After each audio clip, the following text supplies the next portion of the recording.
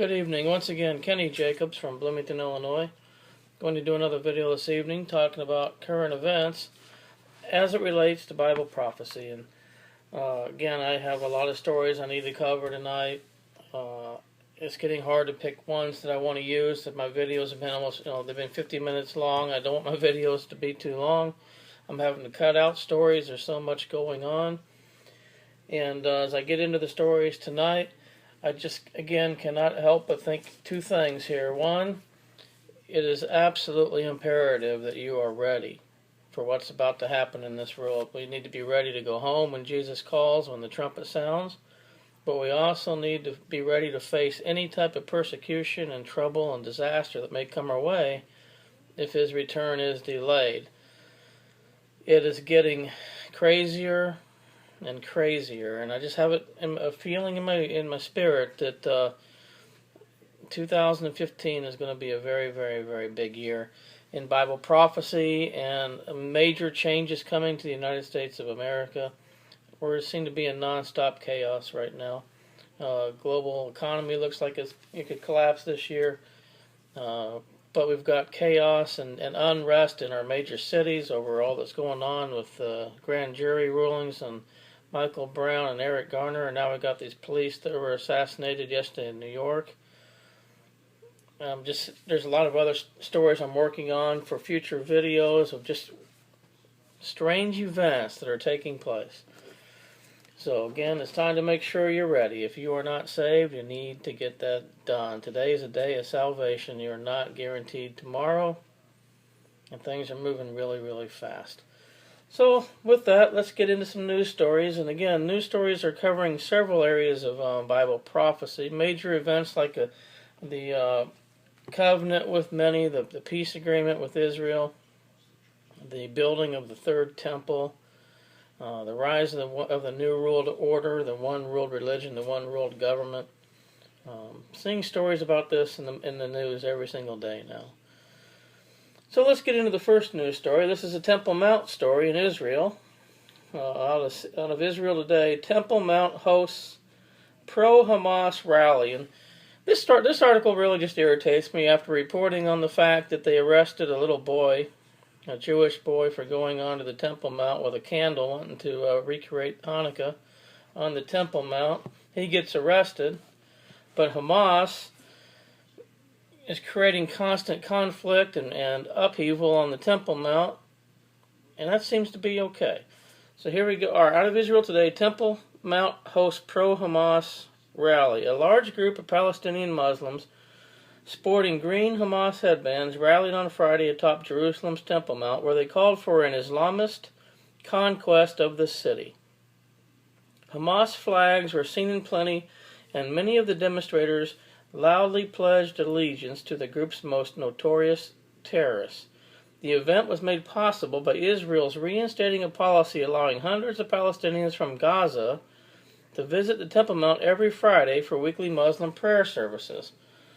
The Temple Mount of late has been increasingly used as a platform from which to call for the eradication of Israel and support for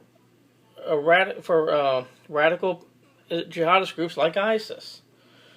A prominent Muslim cleric last month delivered a spontaneous sermon atop the Temple Mount in which he called for the slaughter of the Jews, the most evil creatures to have walked this earth. Omar Abu Sara also publicly praised the Islamic State, or ISIS, suggesting it would eventually aid in the utter destruction of the Jews and their state. That's what's happening on top of the Temple Mount. That's what's happening throughout the Middle East right now with ISIS and radical jihadists, and terrorism. But the Jews can't go up on their own Temple Mount. It's crazy what is going on. But again, the Jewish people are getting tired of this, and they have elections coming up. And it's going to be very interesting to see how those turn out, what the new government is like, and if it leads to both the peace agreement, the covenant with many of Daniel 9:27, as well as the rebuilding of the third temple. At least at first, it looks like they're certainly wanting, the Jewish people are certainly wanting to get the rights to pray on the Temple Mount again.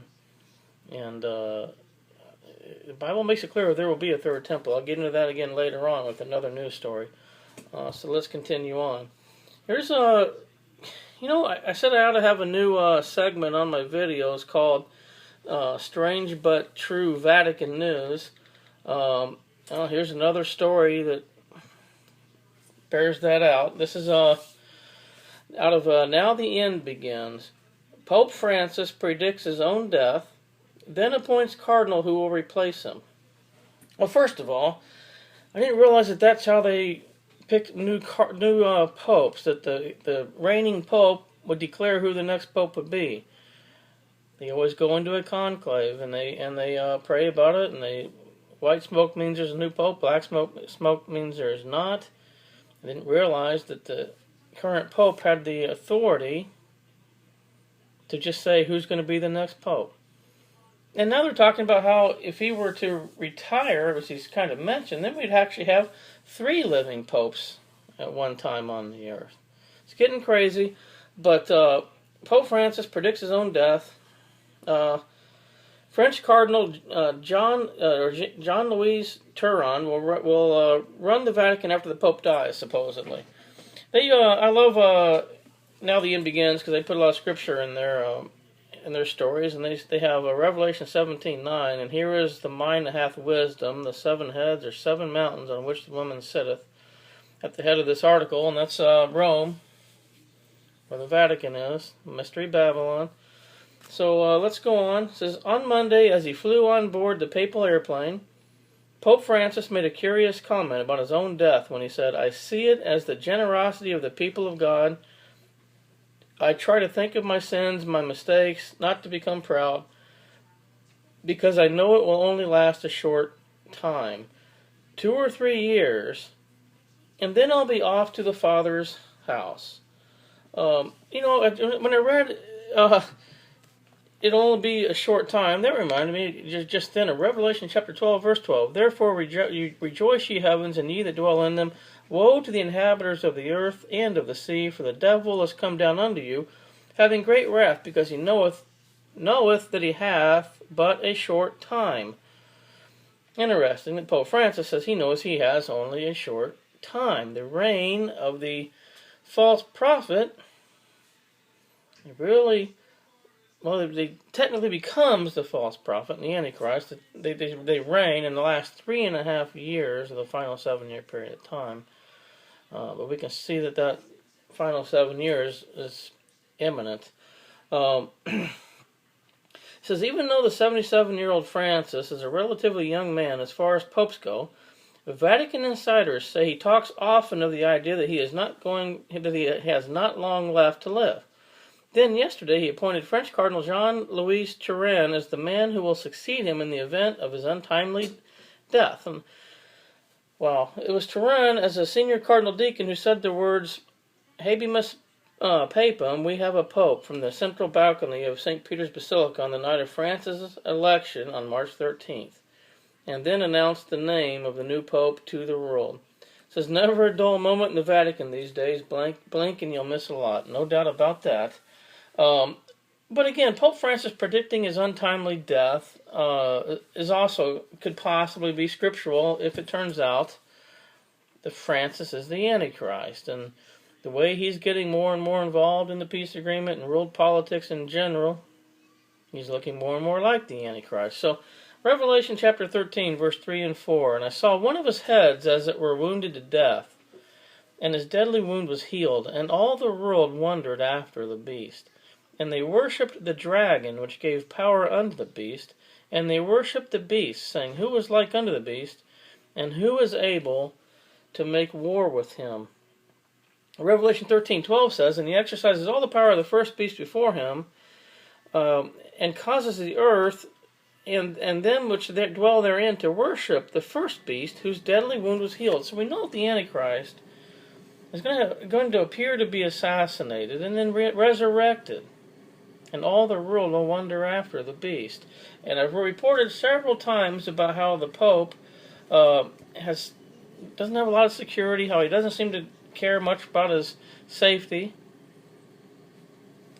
how he travels in unprotected cars. and now he's predicting his untimely death. It seems to me like we may just be getting set up for that fake sign and lying wonder of Satan, where the Antichrist appears to die.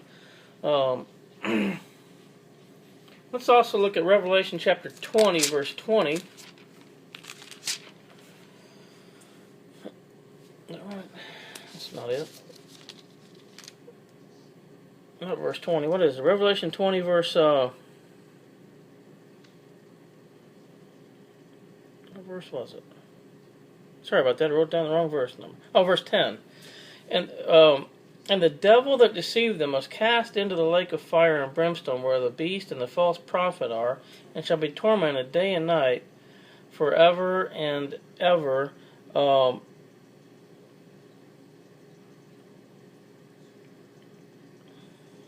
That's actually not the verse. Oh, I'm actually one verse. Sorry about this, guys. I wrote down the wrong verse. I'll come back to it. I'll find it later.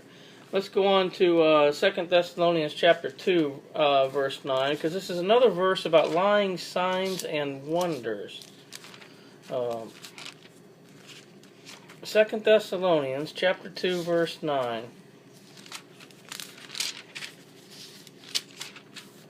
Even him whose coming is after the working of Satan, with all powers and signs and lying wonders, and with all deceivableness of unrighteousness in them that perish, because they receive not the love of the truth, that they might be saved. And for this cause God shall send them strong delusion, that they should believe a lie. Now there's so much I could say about that verse alone, and what the Pope is potentially setting us up for. But keep in mind as well that the Vatican has a telescope called the Lucifer, of all things, the Lucifer telescope. Why would the Vatican name their telescope Lucifer, after Satan? And then they've made the statement that they would baptize an alien. There's a strong delusion coming. I have a feeling of alien deception might be part of it, as well as lying signs and wonders like faking a death and being supposedly resurrected. All the world wonders after the beast. Alright, let's continue on. Let's go to another news story. I got a lot to cover tonight.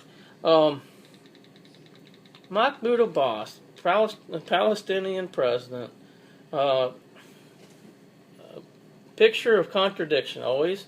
This is out of the Yeret Sheva today. It says, Abbas threatens Palestinian people will explode. But this is just a funny article because of the way he contradicts himself. But you can see the Psalm 83 war forming right before our very eyes. I'm going to turn there real quick because I don't want to misquote it. I want to get it exactly right. Psalm 83, verse 4, they have said, let's start verse 3. They have taken crafty counsel against thy people and consulted against thy hidden ones. They have said, come and let us cut them off from being a nation, that the name of Israel may be no more in remembrance. Psalm 83 war is a confederate group of Muslim nations is going to supposedly try to wipe Israel off of the map. And they talk about it routinely. So here we are. Abbas threatens Palestinian people will explode. Abbas claims he doesn't incite terror, fights Israel diplomatically, then threatens terror and end of security co-op if hope is lost. It says, Palestinian Authority Chairman Mahmoud Abbas was quoted Sunday as saying, diplomatic means are his weapon of choice in the battle against Israel instead of inciting terrorism, and then went on to threaten terrorism. I won't talk about using weapons against Israel, and I will only use diplomatic means, but if the Palestinian people lose hope, in the end they will explode and no one can prevent that. Ironically, Abbas has called for terrorist violence in a strikingly similar manner to those used by his predecessor, Yasser Arafat. Abbas's religious advisor, PA Supreme Sharia law judge, Mahmoud al-Habash, clarified that last month that Abbas is inciting religious war. And that's what Psalm 83 is all about, a coming religious war between Islam and Israel, the Jews. After the terrorist turned PA minister Zaid Abu Ein died of a heart attack this month, Abbas threatened to cut the security cooperation with Israel, a threat which hasn't been carried out, but which Abbas said Sunday is still on the table, along with joining a host of international conventions if the PA's unilateral attempt at the UN fails. He claimed the resolution aims at formulating a just and agreed solution to the problem of the Palestinian refugees in accordance with the Arab Peace Initiative, the complete cessation of settlement activities.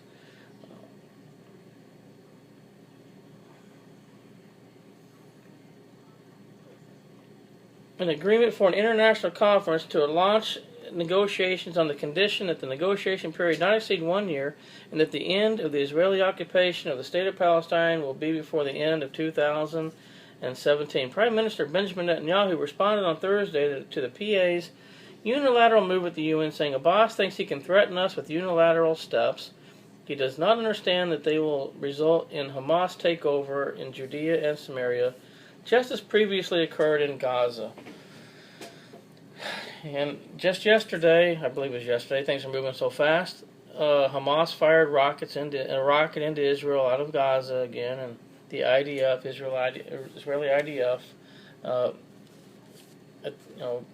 destroyed a few targets in Gaza. So the unrest there continues, the saber rattling continues, the call for a two-state solution and continues, but there will be no peace. There will be no peace until Jesus Christ comes back physically to the earth to rule and reign for 1,000 years. All right, here's an interesting story. It sounds on the surface like good news about the United States' relationship with Israel. But keep in mind who this is who signed this agreement, because I don't think you can trust him much. It says Obama signs U.S.-Israel Strategic Partnership Act into law. This is all the Eretz Sheva today. After unanimous votes to approve the legislation in Congress, Obama signs a bill that will strengthen the U.S.-Israel alliance. The bill meant to strengthen the U.S.-Israel alliance passed unanimously in the House of Representatives earlier this month, after passing unanimously in the Senate in September. The law declares Israel's status as a major strategic partner of the United States, as well as Washington's unwavering support for Israel as a Jewish state. It also crucially allows Israel to use weapons that we provided with them in the event of an emergency, as it did this summer during the Operation Protective Edge in Gaza. The new law will also require the Obama administration to move toward allowing Israel to be included in the top-tier category for license-free exports of certain U.S. technologies and products. I wouldn't get too excited about that, because Barack Hussein Obama, his entire presidency, has showed he's very anti-Israel. He can't come right out and say it yet, because there's too many Americans that are pro-Israel.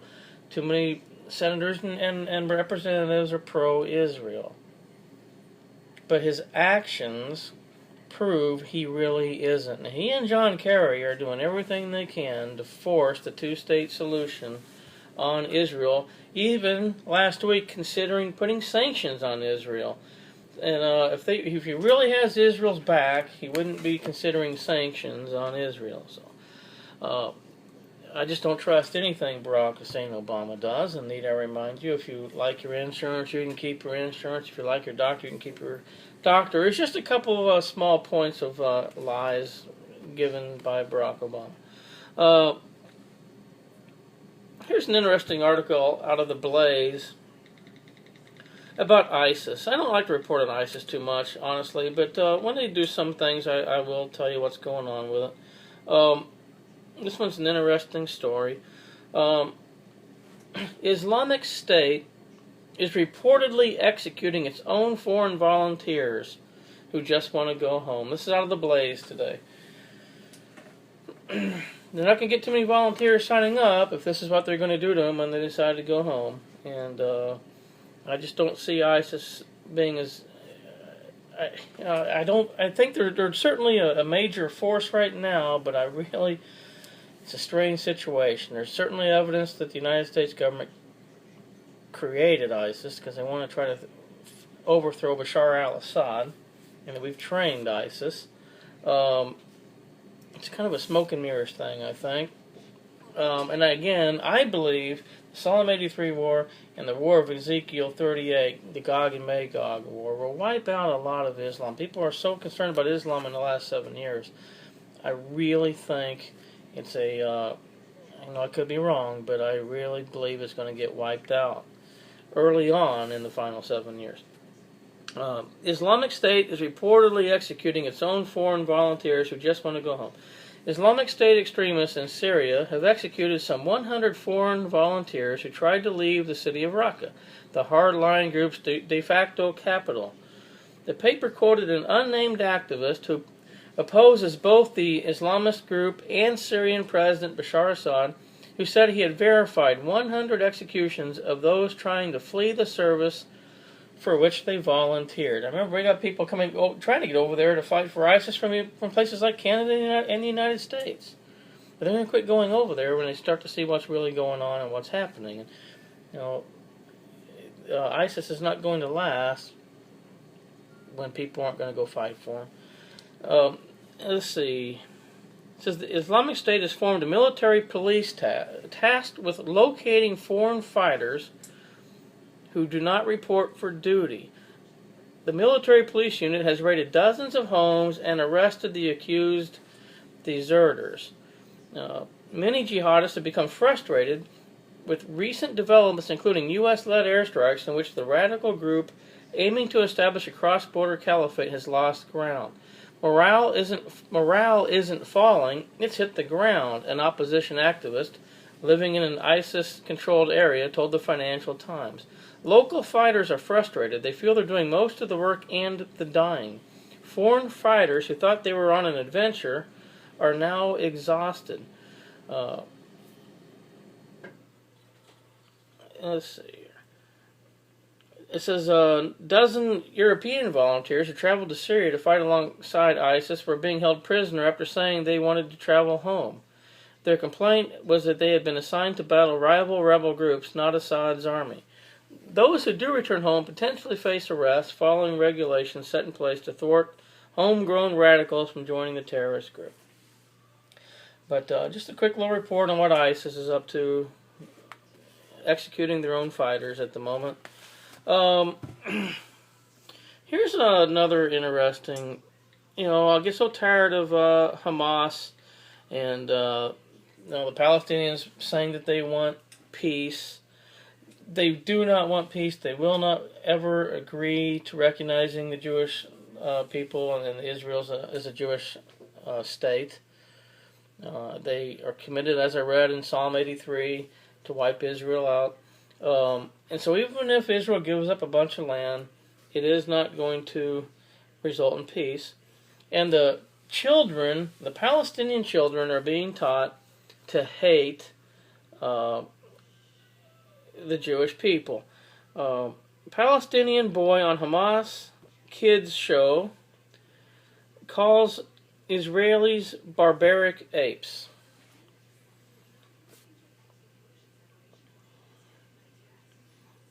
It says Hamas's Al-Aqsa television regularly features children's programming that bolsters its hostile message toward. Hold on, let me see if I can load that from a different source. It didn't give me the whole article. Hang on just a minute. Let's try this one. This is out of the Blaze. Here we go. Yes, this is one I want. Hamas's Al-Aqsa television regularly features children's programming that bolsters its hostile message towards Israel. The trend continued earlier this month when the station invited a young boy to recite a poem that included descriptions of Israelis as barbaric apes and filth which the holy city of Jerusalem vomits.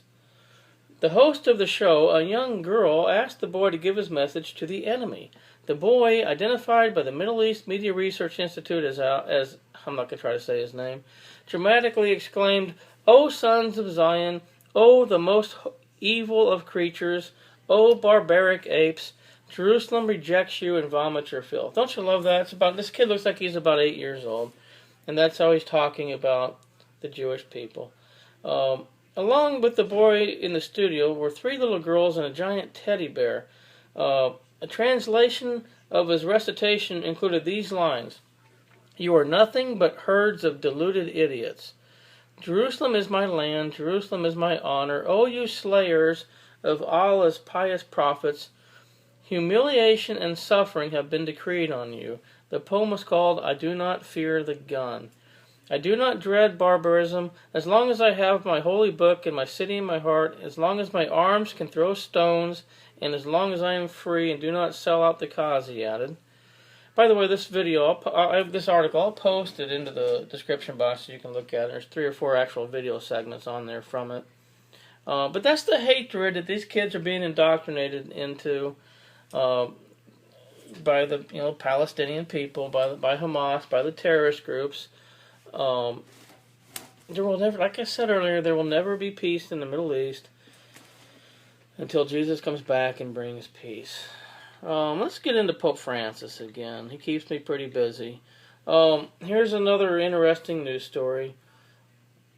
How Pope Francis became the world's BFF. This is out of the Daily Beast, which again, I always like that when I can go to a news source called the Daily Beast to give you my daily story about the beast. But, the Bible makes it clear that in the last days, people will not endure sound doctrine. They will not be receptive to the gospel. They don't want to hear the truth. John chapter 15, verse 18 says, "If the world hates you, you know that it hated me before it hated you." But obviously the world doesn't hate Pope Francis. There's got to be a reason for it, because he doesn't stand up for the truth of God's word and the gospel. That's why the world loves him. When he came to homosexuals, he said, "Who am I to judge?" He even said atheists can go to heaven if they're good people. I could give you a whole lot of other ridiculous statements completely contradictory to the Word of God, but I'm just going to go to some scripture real quick and then read this article. 1 Timothy chapter 4, verses 1 through 3. I'll give you some scripture that tells you why the world seems to love Pope Francis so much. 1 Timothy 4, 1 to 3.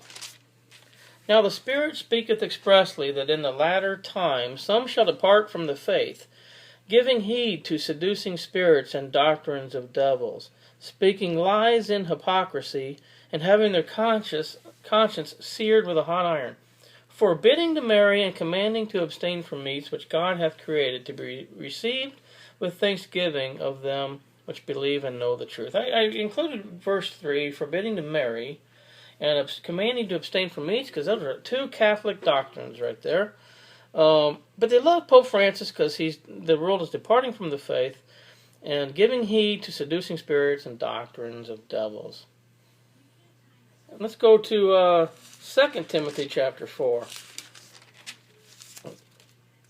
Verses 3 and 4. It says, "For the time will come when they will not endure sound doctrine, but after their own lusts shall they heap to themselves teachers having itching ears, and they shall turn away their ears from the truth, and shall be turned unto fables." That is why the world seems to love Pope Francis so much. He's giving them the message that they want to hear, allowing them to just stay in their sin. They don't have to turn to Jesus Christ. That, like I said, even atheists, as far as he's concerned, can go to heaven.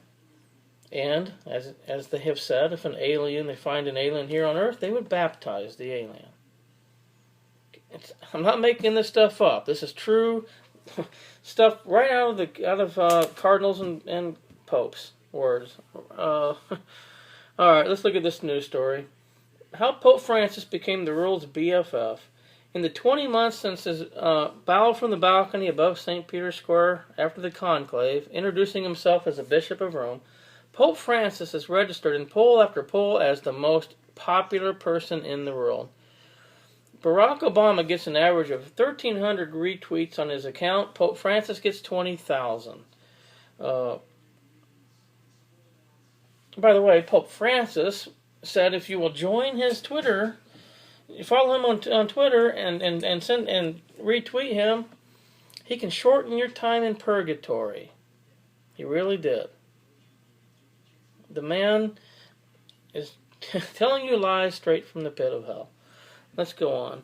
Popes, presidents, the Dalai Lama, certain first ladies, and movie stars typically lead such surveys. But after decades of scandals over sexually abusive priests and financial corruption reaching into the Vatican bank, the Church's reversal under Francis is a striking media narrative. For much of the popular tide behind him reflects another reality. His politics have an appeal that reaches far beyond the declining numbers of church-going Catholics. Not since 1989, when John Paul II bestrode the global stage as a catalyst in the collapse of the Soviet Empire, has a pope stirred such feelings of hope. Oh, boy. Francis is well into his 70s, looks it and has a mild demeanor and a soft-speaking style, but his rhetoric is electrifying. He has become the most radical pope in modern memory for his economic populism, scoring unregulated capitalism as a globalization of indifference and anesthesia of the heart. For his agenda of radical mercy, the photograph of the Pope washing the feet of a Muslim girl in a youth prison in Rome is worth 1,000,000 words.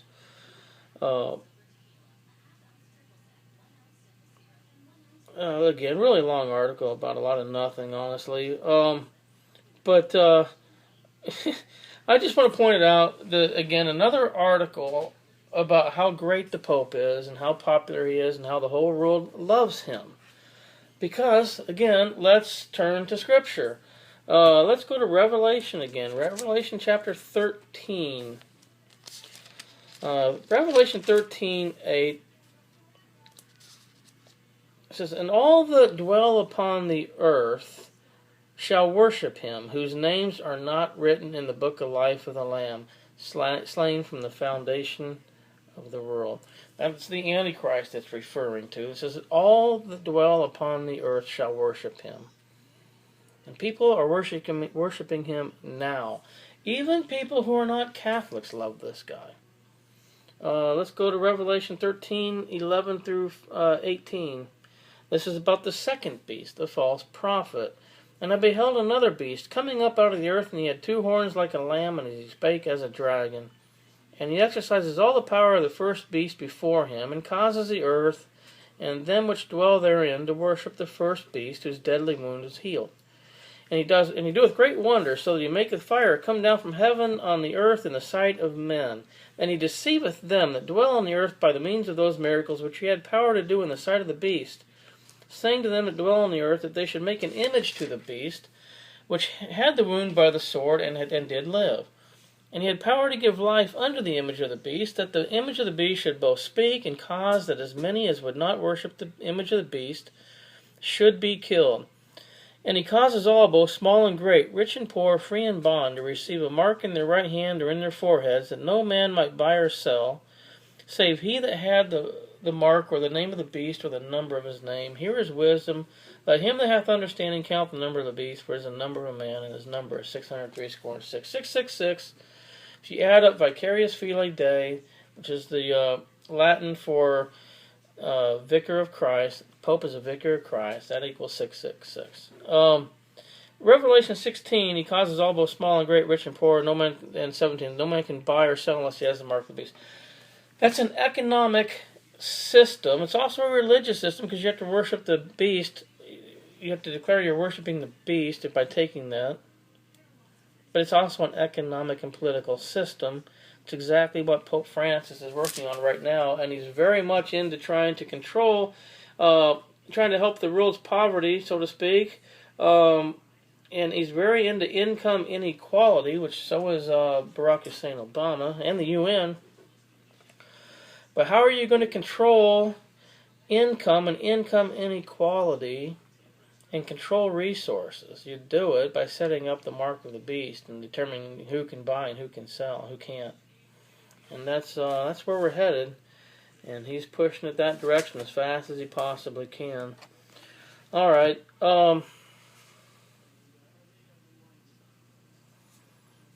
Let's see here. Let's go to. I got 2 more news stories real quick. This is an article about John Kerry and the coming new government in Israel. Very interesting take on this. This is Jerusalem Post. Kerry may not want Netanyahu back as premier, but Abbas sure does. It's very interesting. It's a given that Barack Obama and Benjamin Netanyahu do not have a good relationship with each other. That's a given. I would have to say it's probably true that neither does John Kerry and Benjamin Netanyahu. And the Obama administration has been working on this covenant with many, and they're still trying to push for it. And they want somebody in there that is not as strong a leader as Benjamin Netanyahu. Somebody like Benjamin Netanyahu, he is committed to protecting the Israeli people and not dividing their land and not signing a peace agreement that he knows will not lead to peace and will not be good for the Israeli people. Yet Obama and Kerry are committed to making them do just that.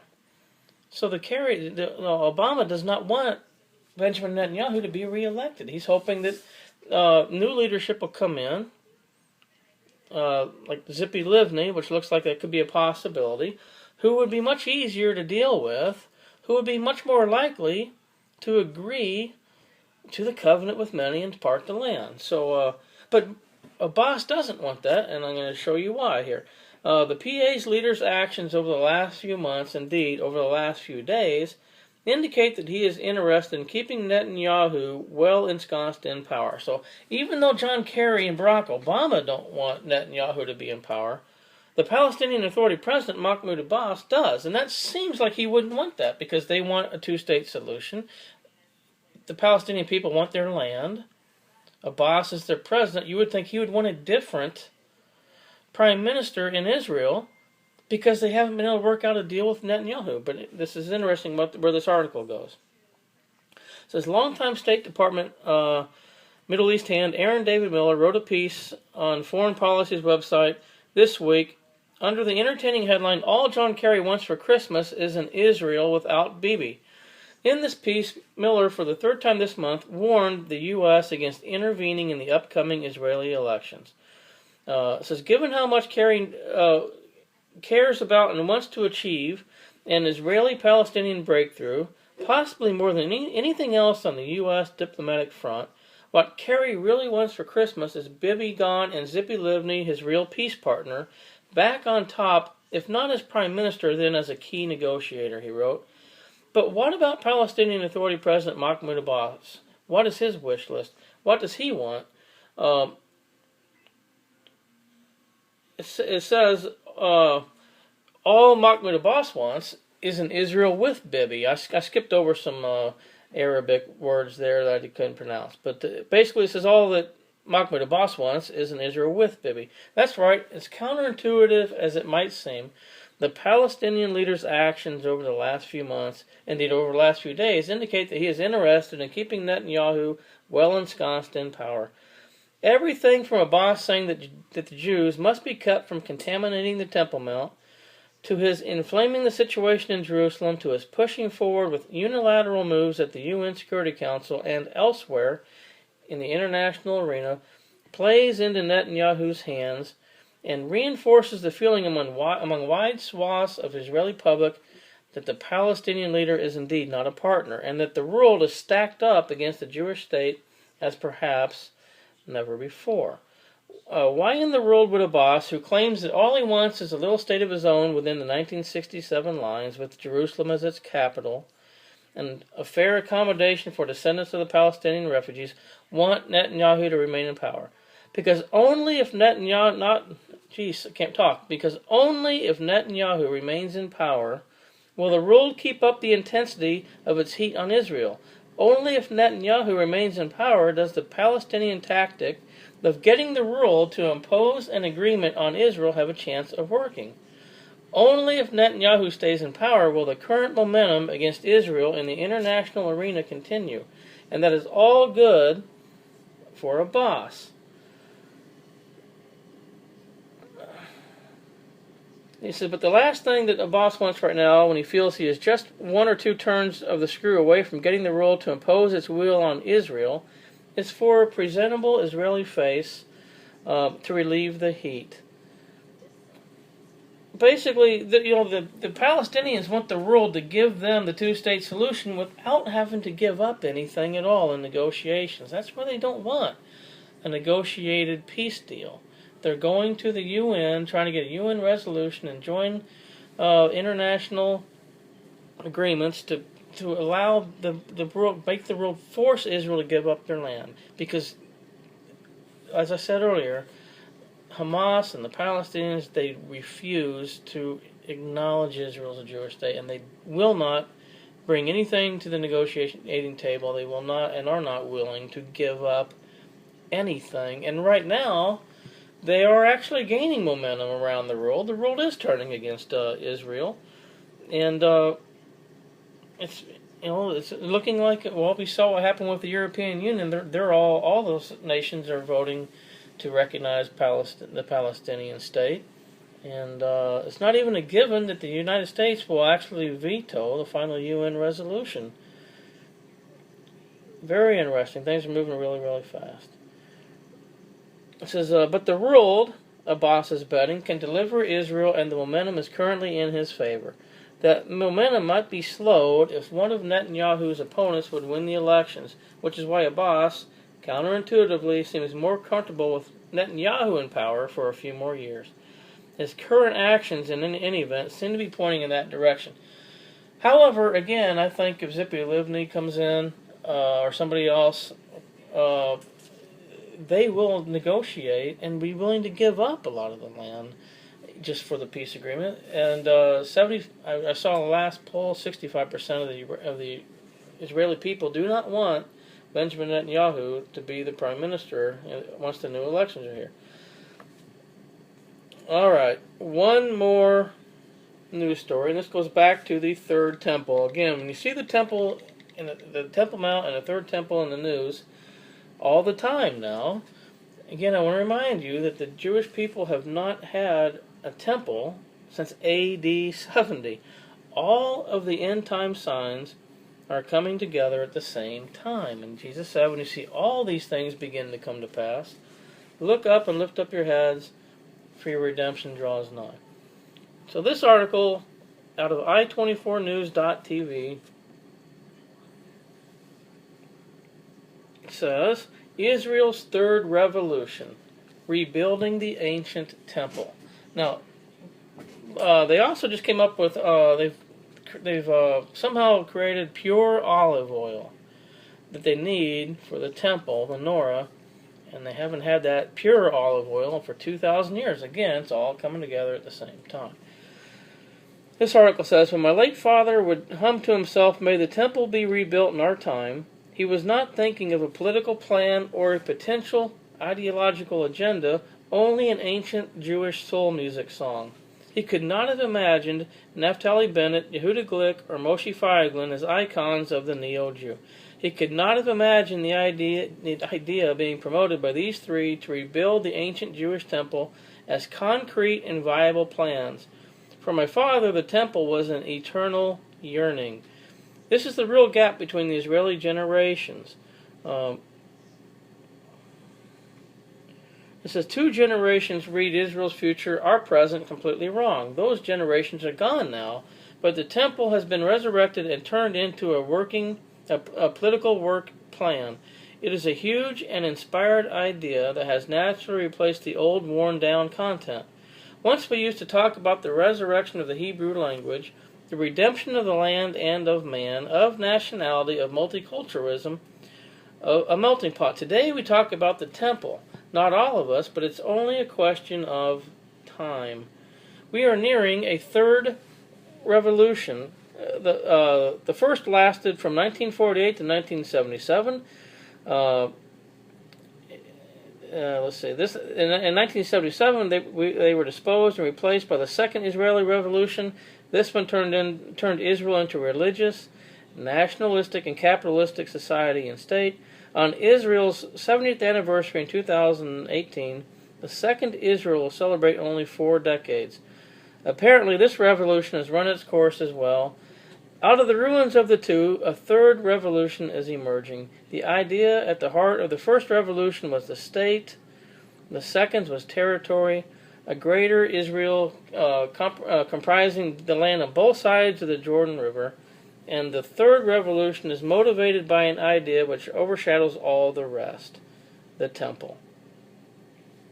This video is getting pretty long again. This article got a lot of information. I will post it into the description box, but it does finish. It says, parts of the Muslim world want to go back to the 7th century and the mythological caliphate. Some Jews want to go even farther back to AD 70, to the day before the destruction of the temple on the 9th of the Jewish month of Av. The only way to fight them is in the present, in the year 2014 AD, for there is still a majority in Israel and in Palestine and in the Middle East. The Jewish temple, the third Jewish temple, has to be here for during the final 7-year period of time. Daniel 9:27, the covenant with many, refers to the abomination of desolation. Jesus referred to it himself in Matthew 24, verse 15, when he said, when you shall see the abomination spoken of, a desolation spoken of by Daniel the prophet, stand in the holy place. That is when the Antichrist enters the temple and declares himself to be God. Jesus referred to it himself and says, when you see that happen, 2 Thessalonians chapter 2, I read it a little bit earlier when I was referring to the Pope, but I'm going to go back there real quick. 2 Thessalonians 2, verse 4, who opposes and exalts himself above all that is called God or that is worshipped, so that he, as God, sitteth in the temple of God, showing himself that he is God. And then Revelation 11, 1 and 2, and there was given me a reed like unto a rod, and the angel stood, saying, rise and measure the temple of God, and the altar, and them that worship therein. But the court which is without the temple leave out, and measure it not, for it is given unto the Gentiles. In the holy city shall they tread under foot 40 and 2 months. That's 3.5 years. That's the final 3.5 year period of time after the Antichrist desecrates the temple. And the temple's in the news. The Jewish people want the temple. The peace agreement's in the works. What that tells us is we are living in the very last days. As I said earlier, we need to be ready. You need to make sure you are saved, washed in the blood of the Lamb, names written in the Lamb's book of life. When the trumpet sounds, we're going to go if you're ready. If you're not, you're going to be left behind to face the wrath of God and face the one-world government headed up by the Antichrist and the false prophet. But Jesus still says, the Bible says, all who call upon the name of the Lord will be saved, and He is your only hope. He's the only hope for this world. He's the only hope for your salvation. He said himself, I am the way, the truth, and the life, John 14:6. No man comes to the Father but by me. Make sure you're ready and keep looking up, because all the signs are here. God bless everyone.